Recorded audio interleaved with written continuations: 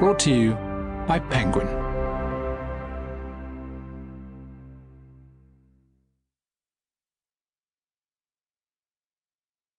Stamboul Train by Graham Greene. Read by Michael Maloney.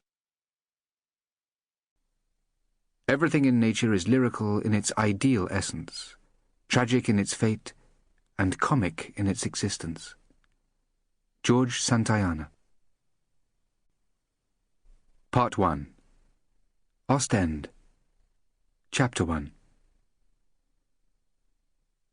The purser took the last landing card in his hand and watched the passengers cross the grey wet quay over a wilderness of rails and points, round the corners of abandoned trucks.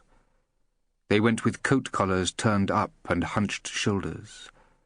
On the tables in the long coaches, lamps were lit and glowed through the rain like a chain of blue beads.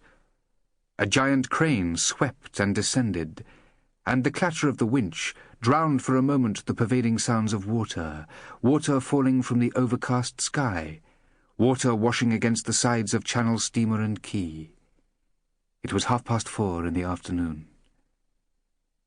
"A spring day, my God," said the purser aloud, trying to dismiss the impressions of the last few hours, the drenched deck, the smell of steam and oil and stale bass from the bar, the shuffle of black silk, as the stewardess moved here and there carrying tin basins.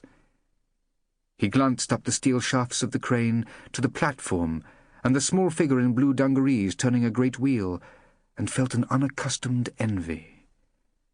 The driver up there was parted by 30 feet of mist and rain from purser, passengers, the long lit express. "I can't get away from their damned faces," the purser thought, recalling the young Jew in the heavy fur coat, who had complained because he had been allotted a 2-berth cabin. "For 2 God-forsaken hours, that's all." He said to the last passenger from the second class, "Not that way, miss. The customs shed's over there." His mood relaxed a little at the unfamiliarity of the young face. This one had not complained. "Don't you want a port of your bag, miss?" "I'd rather not," she said. "I can't understand what they say. It's not heavy." She wrinkled her mouth at him over the top of her cheap white mackintosh. "Unless you'd like to carry it, Captain?" Her impudence delighted him. "Ah, if I were a young man now, you wouldn't be wanting a porter. I don't know what they're coming to." He shook his head as the Jew left the customs shed, picking his way across the rails in grey suede shoes, followed by 2 laden porters. "You going far?" "All the way," she said, gazing unhappily past the rails, the piles of luggage, the lit lamps in the restaurant car, to the dark, waiting coaches. "Got a sleeper?" "No." "You ought to have a sleeper," he said. "Going all the way like that. 3 nights in a train, it's no joke. What do you want to go to Constantinople for anyway? Getting married?"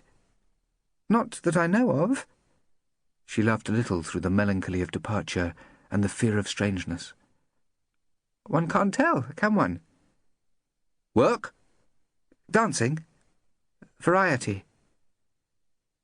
She said goodbye and turned from him.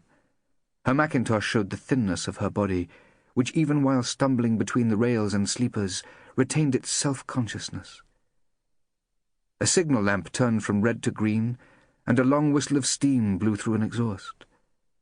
Her face, plain and piquant, her manner daring and depressed, lingered for a moment in his mind. "Remember me?" he called after her. "I'll see you again in a month or 2. But he knew that he would not remember her.